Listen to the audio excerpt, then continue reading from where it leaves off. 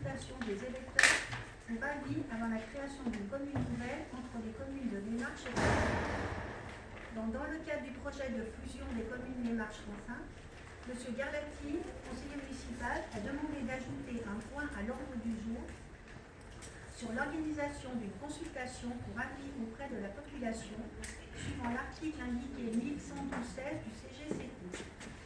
J'ai accepté, en tant que maire, d'inscrire ce point à l'ordre du jour. Avant de démarrer ce point, mesdames, messieurs du public, venus nombreux ce soir, je vous demanderai de respecter le calme, la sérénité, pour que le débat ait lieu dans de bonnes conditions.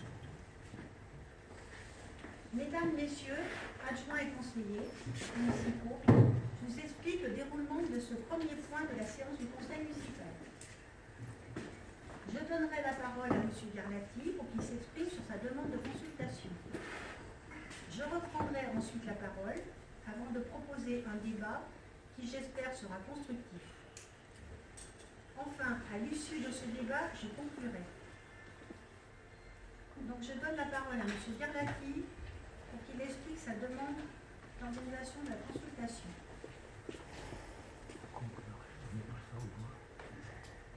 Merci.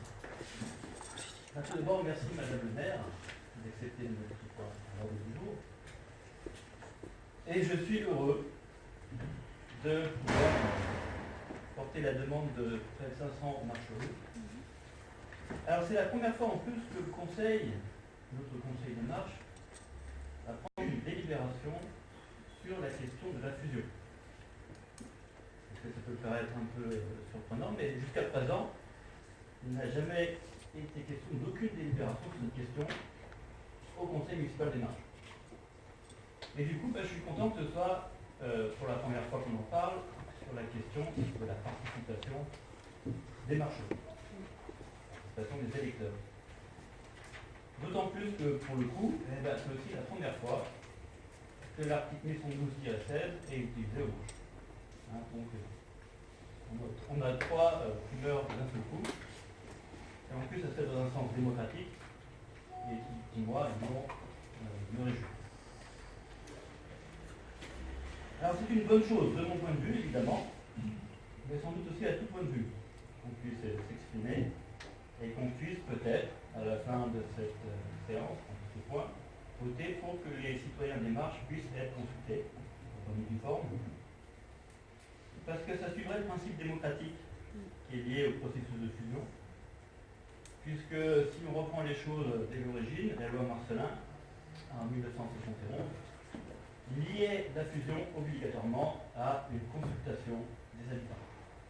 Après, la loi a évolué, évidemment, pour simplifier le processus, mais quand même dans 5 cas sur 6, puisqu'il y a des fusions qui sont faites à la base de plusieurs communes, ou alors à la base d'une Comcom, que ce soit l'initiative du préfet qui peut demander sans imposer, que ce soit l'initiative d'une commune ou de plusieurs, ou de la Comcom en elle-même.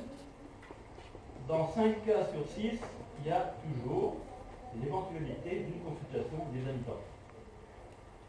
En termes de garantie morale, politique, civile. Donc, le processus de fusion, à mon sens, il est toujours lié à une question démocratique. Et dans les cas comme le nôtre, où il n'y a pas d'obligation en soi de faire une consultation des habitants, et bien, il se trouve des maires qui l'ont quand même fait, suivant l'article 1112-15, où le chef de l'exécutif local peut faire une consultation, demander à ses habitants, à ses électeurs, s'ils veulent ou pas faire une fusion avec une autre commune. Alors, ça n'a pas été le cas au marche, du coup, c'est l'article 1112-16 qui est sollicité, et qui permet donc, une fois qu'on a 20% des inscrits, de présenter le point au conseil municipal. Ça peut peut-être paraître faire le forcing pour que cette question arrive au conseil, mais ça se passe plutôt bien jusqu'à maintenant, donc il n'y a pas de raison qu'il y ait de la violence ou des débats animés, on peut faire de manière très intelligente. Alors tout ça donc est possible, légal, parce qu'on a toujours dit que c'était illégal de consulter les gens, pas du tout, c'est légal, tout est possible suivant la loi de notre République. Et il en résulte du coup que, en France, il y a eu d'innombrables cas de consultation des habitants lors d'un cas de fusion. Vous vous souvenez, il y a quelqu'un qui avait dit en réunion publique que pour toutes les fusions qu'il y a eu en France, il n'y a jamais eu aucune consultation des habitants. Je ne sais pas si vous vous souvenez. Ça, c'est faux.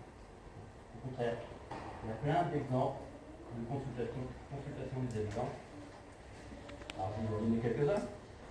Bosset et Vitré, Les Ardieux et Paimpol, Troyes en Ariège, Chissé en Touraine. Je pourrais continuer ça comme ça longtemps. Il y en a des dizaines et dizaines. Vous tapez sur Google, vous trouvez.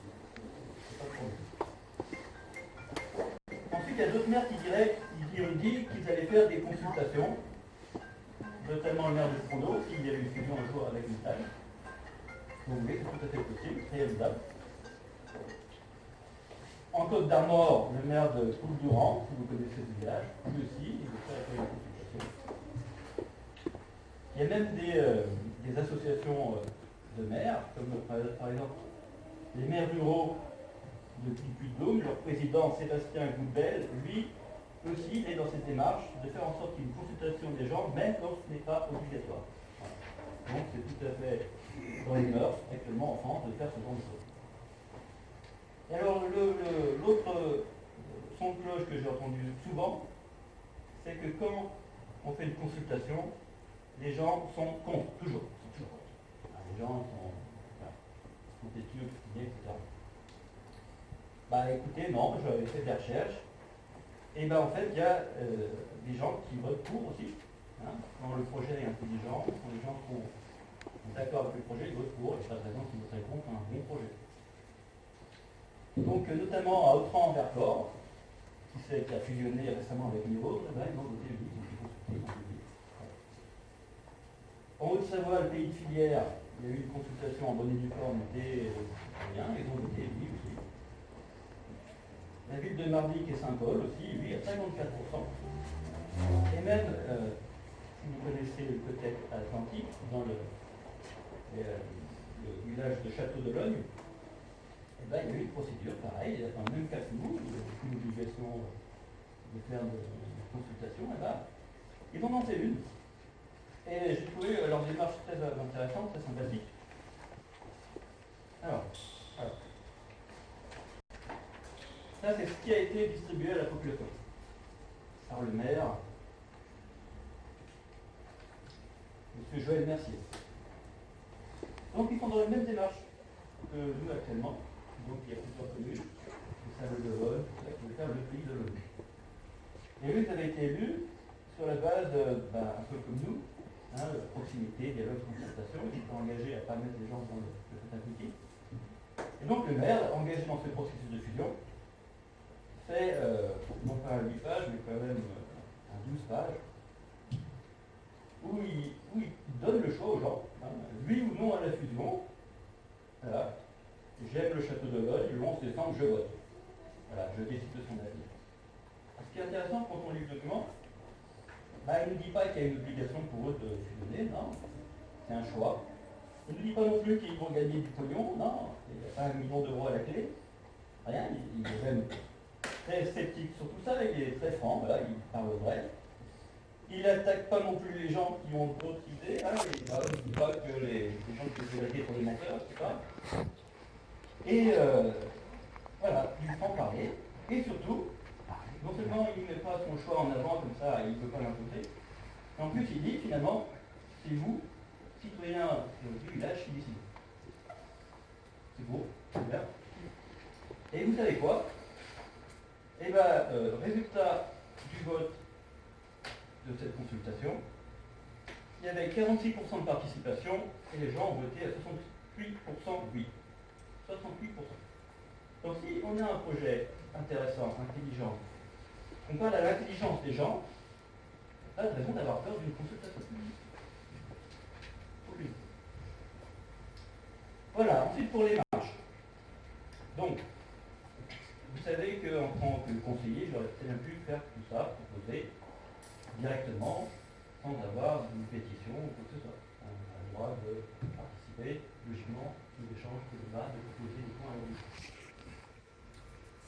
Sauf que si c'était que pour mon point de vue à moi, ça n'aurait pas été intéressant. Ça pas légitime. Du coup, là, c'est différent. Parce que là, il y a 500 signatures, donc une centaine de marcherus qui ne sont pas inscrits, pas encore, peut-être, bon, par contre, environ 400, ce qui fait que ça dépasse le seuil des 20% des inscrits. Voilà. Et je pense que là, il y a quand même une vraie interrogation, une vraie volonté de la population. Et je pense que cette volonté, elle est, volonté populaire d'être consultée, elle est indéniable. Je ne vois pas comment on pourrait dire que c'est pas vrai. C'est vrai. Les gens veulent être consultés. Ils veulent voter, ils veulent donner leur avis. Donc, pour arriver à ces 500 signatures, moi avec d'autres, je n'étais pas tout seul, on a prospecté les 2/3 du village, seulement. Il reste encore un tiers, on a peu de temps. Bon. Et malgré les vacances, parce qu'il y avait des gens qui n'étaient pas là, des maisons où il n'y avait personne, et ben, on a eu ces 500 signatures assez facilement, rapidement. Sur les 200 personnes que moi j'ai vues personnellement, il n'y en a que 10 qui n'ont pas signé. Alors, un, parce qu'il avait peur de représailles. On peut se rassurer, il n'y a qu'une personne sur 200. Donc déjà, une autre personne qui m'a dit que c'était trop tard, vraiment trop tard. Les technocrates ont tout décidé, on ne pourra rien faire. J'espère que ce n'est pas trop tard. Hein, si je pose la question, et si la question est posée ce soir au Conseil, c'est sans doute parce qu'il y a une possibilité que ce soit voté quand même. J'espère, en tout cas. Il y en a 4 qui n'avaient rien à faire du tout. Hein, les marches français installés ne m'intéressent pas du tout. Limite, ils partent du village dans 10 mois, tu vois. Il y en a 4 pour qui la méthode actuelle de faire sans consulter les gens, ça les arrangeait très bien. Et puis il y en a 190 qui, eux, ne trouvaient pas du tout normal qu'ils ne soient pas consultés, qu'il n'y ait pas un vote. 190, je ne sais pas s'ils sont pour ou contre. Parce qu'ils peuvent très bien me dire qu'ils sont pour en étant contre, et inversement. La seule manière pour eux de s'exprimer sans contrainte, c'est un vote, le bulletin secret, ou une urne, un dimanche matin. Voilà. Donc ils veulent donner leur avis. Hein, ils veulent donner leur avis. En somme, jouer leur rôle de citoyen dans leur village où ils sont souverains. Hein, dans une démocratie et une commune, les gens sont souverains dans leur pays. Ça me paraît, à moi aussi, tout à fait logique. Et honnêtement, c'est pas parce que je le propose, c'est parce que je pense que c'est tout à fait logique et légitime que les gens puissent s'exprimer. Et même ceux qui sont ouvertement pour m'ont dit qu'ils voulaient participer, ils ne voulaient pas pourquoi. Ils empêcheraient à d'autres personnes de s'exprimer, même de dire non. C'est tellement simple de faire bien quand on peut le faire. Parce qu'ensuite, derrière tout ça, il y a quand même un intérêt fondamental. C'est qu'on vit dans une société. Alors certes, il y en a qui sont élus à l'abri et qui ont le pouvoir et qui peuvent faire ce qu'ils veulent, enfin s'ils veulent dans le cadre de la loi, évidemment. Mais il y a quand même une fracture sur cette question qui s'est quand même créée dans le village. Beaucoup de ressentis, d'animosité. C'est pour ça que Christine, tu as bien raison de dire qu'il faut rester calme. On pourra discuter. Mais ce serait bien donc de faire une consultation pour purger ce ressenti dans la population. C'est-à-dire que si on ne les laisse pas s'exprimer, cette rancœur s'exprimera un jour ou l'autre. Oui. Si on la fait s'exprimer maintenant, chacun pourra donner son avis. Ça sera très bien, chacun aura pu s'exprimer. Et d'autant plus que dans le cadre de la procédure 1112-16, c'est juste un avis. Hein, il n'y a rien, ce n'est pas une consultation décisionnelle. Ce que les gens vont dire, ce sera un élément de plus pour nous dans la réflexion lorsqu'on aura à choisir oui ou non la fusion. Au même titre que l'étude de Stratorial Finance, c'est pour nous un appui pour décider. D'avoir l'avis de la population, ça me paraît aussi judicieux pour pouvoir décider correctement. Parce qu'évidemment, si la population vote massivement pour, c'est pas la même chose que si elle vote massivement contre. Hein, ça me paraît logique. Donc il faut quand même avoir un certain retour de la population pour pouvoir voter correctement. Puisqu'on est là avant tout pour faire ce que les gens veulent. Même si, dans la procédure dont je citais l'article, c'est juste un avis et non une obligation. Voilà. Et puis, un petit point aussi que j'ai pensé en arrivant, c'est que faire une consultation, ça permettrait de s'entraîner dans l'optique future de faire, comme vous avez déjà décidé, de faire voter les gens à un nombre avec. On pourrait faire un cas d'école et essayer de voir si ça fonctionne. Un plan blanc, si vous voulez. Et puis ensuite, je pense que ce sera bénéfique à notre image, même à l'image de certains élus, de faire en sorte d'accompagner la population de cette demande et pas de dire niet à nos amis, à nos proches, à nos familles, à nos voisins, à nos concitoyens, à nos électeurs, ou ceux qui ne sont pas élus, mais quand même, pour ne pas donner l'image qu'on fait les choses dans leur dos. Voilà. Et donc, pourquoi pas proposer le dimanche 28 octobre, comme date de scrutin. Comme ça, le mardi 30, si on fait un conseil municipal ce jour-là, on pourra décider de ce qu'on pourra en ayant en plus l'avis de la population. Voilà, donc je propose cette date-là, le 28 octobre, dimanche. Et puis après, je pense sincèrement que ne pas faire la consultation, ça n'apportera rien de bon. Voilà. C'est tout ce que j'avais dit.